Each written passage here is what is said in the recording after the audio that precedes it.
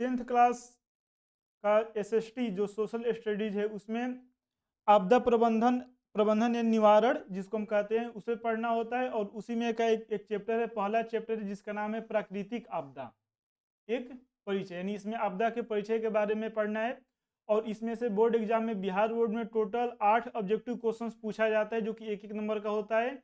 और 4 क्वेश्चन पूछा जाएगा 2 अंक का जो कि 1-2 नंबर का होता है, यानी 4 8 4 12। अगर आप बढ़िया से इसको पढ़ रहे हैं तो 12 नंबर कंफर्म है आपको मिल जाएगा। लेकिन इस वीडियो में हम फर्स्ट चैप्टर जिसका नाम है प्राकृतिक आपदा, उसमें से कुछ ऑब्जेक्टिव क्वेश्चन हम लिखे हुए हैं, उसी क्वेश्चन को हम लोग इसमें पढ़ेंगे।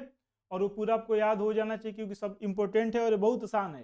प्राकृतिक आपदा जो चैप्टर है बहुत ही आसान चैप्टर है। तो चलिए एक एक करके क्वेश्चन हम स्टार्ट करें और इसके बाद हम एक इसका अलग वीडियो बनाएंगे जिसमें प्राकृतिक आपदा के बारे में जितना भी क्वेश्चन होता है, ऑब्जेक्टिव नॉन ऑब्जेक्टिव, उन सभी के बारे में बताया गया होगा।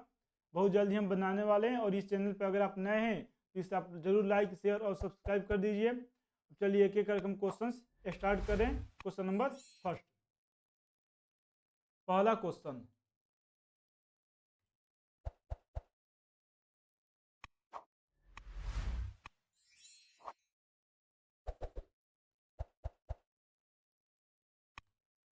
क्वेश्चन नंबर फर्स्ट, पहला क्वेश्चन है कि इनमें से कौन प्राकृतिक आपदा है, मतलब कौन ऐसा आपदा है जो प्रकृति में यानी मनुष्य नहीं करता है। जैसे सांप्रदायिक दंगे हो गया तो ये तो मनुष्य पर निर्भर है, दंगा आतंकवाद हो गया ये भी इंसान पर ही निर्भर है, मतलब ये मानव निर्मित आपदा है, ये भी मानव निर्मित आपदा है। जो कि बाढ़ है या प्राकृतिक आपदा है। बाढ़ कौन सा आपदा है, प्राकृतिक आपदा, यानी प्रकृति द्वारा जो आपदा प्रकृति के द्वारा होता है उसको प्राकृतिक आपदा कहेंगे। इसका आंसर हो जाएगा ए, पहला का आंसर हो जाएगा ए। क्वेश्चन नंबर फर्स्ट का आंसर ये हो गया। Second number question, second question है सूखा का प्रमुख कारण क्या है। तो सूखा का मतलब हम जानते हैं कि अगर बारिश कम होगा तो सूखा होगा, ठीक है। और कितना से कम होना चाहिए, तो अगर जितना बारिश होने का संभावना रहता है, अगर उससे मतलब संभावना नहीं, जितना बारिश नॉर्मली होता है अगर उसके 75% से कम होता है तो हम कहते हैं कि सूखा होगा। और बहुत ज्यादा कम होगा तो बहुत ज्यादा सूखा, मतलब लिमिट है कि 75% इसको माना जाता है। अगर 75% से कम बारिश होगा तब जाकर के हम कहेंगे कि सूखा है, मतलब इसका आंसर हो जाएगा, दूसरा नंबर क्वेश्चन का आंसर हो जाएगा बी। क्वेश्चन नंबर तीसरा, मानव जनित आपदा, मतलब कौन ऐसा आपदा है जो मनुष्य द्वारा निर्मित होता है। तो बाढ़ तो प्राकृतिक आपदा है, भूकंप भी प्राकृतिक आपदा है, आतंकवाद मानव निर्मित आपदा है। तो इसका आंसर हो जाएगा सी। और डी सुनामी, ये भी प्राकृतिक आपदा है। इसका आंसर अगला नंबर क्वेश्चन 4, निम्नलिखित में कौन कौन मानव जनित आपदा है, मतलब कौन ऐसा आपदा है जो मनुष्य द्वारा निर्मित किया गया है। तो सांप्रदायिक दंगे मानव निर्मित आपदा है, आतंकवाद भी मानव निर्मित आपदा है, और महामारी भी मानव निर्मित आपदा होती है। जैसे आया था ना कोरोना, वो किसकी वजह से आया, तो प्रकृति की वजह से आया नहीं था, मनुष्य की वजह से आया था, है ना, कोविड लॉकडाउन जो लगा था। तो इसलिए इसका आंसर हो जाएगा तीनों, यानी इसका आंसर हो जाएगा डी, इनमें से सभी। ये सभी मानव जनित मतलब मनुष्य द्वारा उत्पन्न किया गया या निर्मित आपदा है। क्वेश्चन नंबर 5, इनमें से कौन इनमें कौन प्राकृतिक आपदा नहीं है। प्राकृतिक आपदा नहीं है मतलब कृत्रिम आपदा है। प्राकृतिक आपदा नहीं है मतलब प्राकृतिक आपदा नहीं। इस तरह का क्वेश्चन ज्यादा एग्जाम पूछा जा रहा है, मैथ हो या फिर साइंस, सब में इस तरह का क्वेश्चन पूछा जा रहा है, ठीक है। इस तरह का प्रश्न सब में पूछा जा रहा है। नहीं लगा दिया, नहीं मतलब प्राकृतिक आपदा नहीं, मतलब प्राकृतिक आपदा नहीं मतलब कृत्रिम आपदा या मनुष्य मानव जनित आपदा। तो प्राकृतिक आपदा, सुनामी प्राकृतिक आपदा है, बाढ़ प्राकृतिक आपदा है, भूकंप प्राकृतिक आपदा है, आतंकवाद प्राकृतिक आपदा नहीं है, यानी इसका आंसर हो जाएगा सी। इसका आंसर क्या हो जाएगा, सी। और ये जो क्वेश्चन है बहुत बार एग्जाम में पूछा गया है ना। 23 में पूछा गया था, 19, 18, 17, 15, 13, ये सब बहुत ज्यादा एग्जाम में अलग अलग, मतलब बिहार बोर्ड का हम बात कर रहे हैं ना, बहुत ज्यादा पूछा गया है। तो बस आपको यही लाइन याद रखना है, क्वेश्चन सावधानी से पढ़ने की। प्राकृतिक आपदा नहीं मतलब कृत्रिम आपदा, मतलब मानव जनित आपदा। आतंकवाद मानव जनित आपदा है, आतंकवाद प्राकृतिक आपदा नहीं है। क्वेश्चन सबसे पहले ध्यान से समझना होगा, नहीं तो गलती होने का संभावना निश्चित है। क्वेश्चन नंबर 6, इनमें से कौन मानव जनित आपदा नहीं है। देखिए फिर आगे ना, यहाँ पे ये भी पूछा हुआ क्वेश्चन है, मानव जनित नहीं है मतलब कृत्रिम है कि प्राकृतिक है। मानव जनित नहीं है मतलब प्राकृतिक है, मानव जनित आपदा नहीं है। तो सांप्रदायिक दंगे मानव जनित दंगे है, रेल दुर्घटना मनुष्य के कारण ही होता है, आतंकवाद भी मनुष्य के कारण ही होता है, यानी इसका आंसर हो जाएगा डी। सभी गलत है, सभी गलत है मतलब सभी मानव जनित आपदा है, ठीक है। सभी क्या है, मानव जनित आपदा है। और क्वेश्चन है कि नहीं है तो इसका आंसर क्या हो जाएगा, इसका आंसर हो जाएगा डी हो जाएगा। इसका आंसर क्या हो जाएगा, डी होगा क्वेश्चन नंबर 6 का आंसर। क्वेश्चन नंबर 7, निम्न में से कौन आवर्तक प्राकृतिक आपदा है। तो चक्रवात को आवर्तक प्राकृतिक आपदा मान जाता है। आवर्तक अनावर्तक दो भागों में प्राकृतिक आपदा को बांटा गया है। इसके बारे में अलग जब क्वेश्चन सॉल्व कराएंगे तो उसमें हम बताएंगे। इसका आंसर हो जाएगा ए चक्रवात। इनमें से कौन अनावर्तक प्राकृतिक आपदा है। तो जो बाढ़ होता है इसको अनावर्तक प्राकृतिक आपदा के अंतर्गत रखा गया है।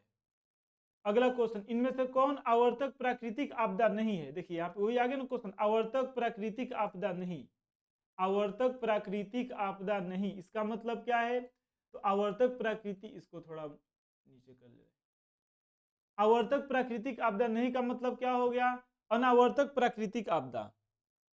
और अनावर्तक प्राकृतिक आपदा क्या हो जाएगा, तो जो जैसे आवर्तक में क्या लिखा गया था, चक्रवात था ना, और अनावर्तक में चक्रवात को छोड़ करके अतिवृष्टि अनावृष्टि इसमें आता है। इसके आंसर सी हो जाएगा। इसके आंसर क्या हो जाएगा, सी हो जाएगा, अतिवृष्टि। क्वेश्चन नंबर 10, 9 था ना, question number 10,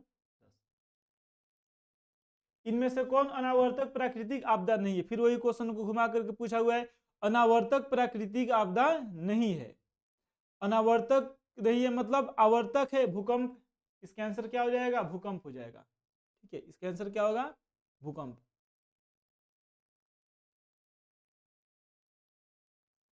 question number 11, 11 number question, भूस्खलन के कितने रूप होते हैं। तो याद रखिएगा भूस्खलन के दो रूप होते हैं। भूस्खलन के दो रूप होते हैं, मतलब एक पहाड़ वाला जो स्थान होता है वहां भूस्खलन हो सकता है, और एक बिना पहाड़ वाले स्थान पे हो सकता है। मुख्य रूप से इसको दो भागों में बांटा गया है।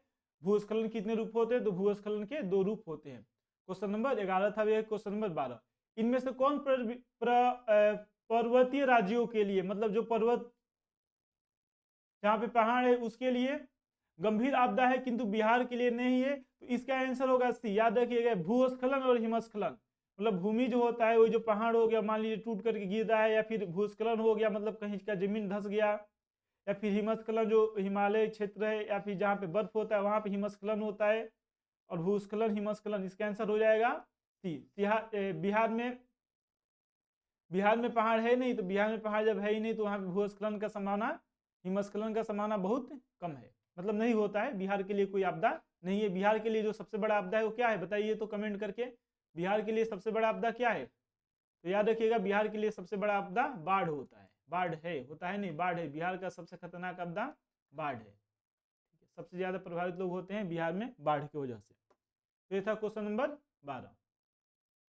क्वेश्चन नंबर 13, बाढ़ से सबसे अधिक हानि किसकी होती है। तो हम जानते हैं कि बाढ़ जब आता है तो फसल भी बर्बाद हो जाता है, मकान भी सब दह जाता है ना, धस जाता है नदी में। अब देखे होंगे इस तरह का वीडियो आता रहता है। पशु भी होते हैं, भी पानी बहा करके लेते जाता है। इसका आंसर हो जाएगा डी। सब जितना भी यहाँ पे लिखा गया है सब किसी का हानि होता है, किसकी वजह से, बाढ़ की वजह से। इसका आंसर हो जाएगा 13 का आंसर हो जाएगा डी, इनमें सभी। क्वेश्चन नंबर 14, इनमें कौन मानव जनित आपदा नहीं है। क्वेश्चन देखिए क्या करे, मानव जनित आपदा नहीं है। मानव जनित आपदा नहीं, इसका मतलब क्या है, इसका मतलब है कि कृत्रिम की प्राकृतिक। तो सुनामी मानव जनित आपदा है, सांप्रदायिक दंगे मानव जनित आपदा है, जैविक आपदा मानव जनित आपदा है। इनमें से कोई नहीं। इसका आंसर हो जाएगा डी, इनमें से कोई नहीं। यानी क्वेश्चन नंबर कौन सा था, क्वेश्चन नंबर 14 था। इसका आंसर हो जाएगा डी, इनमें से कोई नहीं। एक मिनट, यहाँ पे डी क्वेश्चन क्या है, क्वेश्चन एक बार फिर देखा जाए। क्वेश्चन है कि मानव जनित आपदा नहीं है, मतलब कृत्रिम आपदा है। तो सुनामी तो है ही, यहाँ पे है ना, सुनामी तो है। सुनामी मनुष्य थोड़े, मनुष्य जरूर उत्पन्न हो पाएगा। इसका आंसर हो जाएगा ए। क्वेश्चन नंबर 14 का आंसर क्या हो जाएगा, ए, सुनामी। क्वेश्चन नंबर 15, इनमें से कौन प्राकृतिक आपदा है, मतलब कौन आपदा है जो प्रकृति में घटित होता है, प्रकृति द्वारा होता है। तो जाति दंगे मानव जनित है, आतंकवाद मानव जनित है। इसका आंसर हो जाएगा सी। इसका आंसर क्या हो जाएगा, सी। भूकंप कौन सा आपदा है, तो भूकंप जो है यह, भूकंप कौन सा आपदा है, भूकंप प्राकृतिक आपदा है। क्वेश्चन नंबर 16, प्राकृतिक आपदा न्यूनीकरण विश्व कांग्रेस की बैठक कब हुई थी। बहुत इंपॉर्टेंट क्वेश्चन है, इसका आंसर याद रखिएगा 1994 ईस्वी में। ठीक है, 94। 1994 ईस्वी में प्राकृतिक आपदा न्यूनीकरण विश्व कांग्रेस की बैठक हुई थी 1994 ईस्वी में, याद रखिएगा, बहुत इंपॉर्टेंट पॉइंट है। क्वेश्चन नंबर 17, भारत में विनाश का चक्रवात, तो 2004 में भारत में चक्रवात आया था, दिसंबर 2004 में। यहाँ पे तो कोई इसमें ऑप्शन ही नहीं दिया हुआ है, ठीक है। याद रखिएगा 2000 भारत में विनाश का चक्रवात कब आया था, ठीक है। चलिए इसका आंसर आप लोग कमेंट करके बताइएगा क्या होगा ना। तो बिहार में चक्रवात, भारत में चक्रवात, विनाश का चक्रवात कब आया था, इसका आंसर आप लोग कमेंट कीजिए। भारत का प्रथम सुखाड़ वर्ष किसे कहा जाता है, यानी कब भारत में बहुत ज्यादा सुखाड़ हुआ था, सब फसल जो है बहुत ज्यादा नष्ट हो गया था, तो इसका आंसर होगा सी, 1968 ईस्वी में। 1968 ईस्वी को भारत का सुखाड़ वर्ष कहा जाता है। आपदा कितने प्रकार का होते हैं, तो आपदा को मुख्य रूप से वैसे कई भागों में बांटा गया है, लेकिन मुख्य रूप से हम आपदा को दो भागों में बांटते हैं, एक अनावर्तक उस आधार पर बांटे, या फिर मानव जनित और प्राकृतिक आपदा, इस तरह से बांट सकते हैं। तो इसको दो भागों में बांटा गया है। यह था क्वेश्चन नंबर 19। अब लास्ट क्वेश्चन है, प्राकृतिक आपदा को कितने श्रेणी में रखा जाता है, प्राकृतिक आपदा को कितने श्रेणी में रखा जाता है। तो अभी हम लोग पढ़े कि प्राकृतिक आपदा को दो भागों में बांटा गया, उसको मुख्य से दो अलग अलग भागों में बांटते, दो श्रेणी में रखते। इसका भी आंसर हो जाएगा बी, इसका आंसर क्या हो जाएगा, बी। ये था कुल 20 क्वेश्चंस था। और अगर आप इस चैनल पे नए हो तो इसे जरूर लाइक, शेयर और सब्सक्राइब कीजिए। और जो क्वेश्चन नंबर 17 था, भारत में विनाश का चक्रवात कब आया, उसका आंसर आप लोग कमेंट करके जरूर बताइए। और इसका टेस्ट कल ही होगा, इसका टेस्ट। सभी क्वेश्चन जो 20 क्वेश्चन बताए गए ऑब्जेक्टिव बहुत ही सिंपल क्वेश्चन है, इन सभी क्वेश्चन का तैयारी कर लीजिए, अच्छे तरीके से याद कर लीजिए।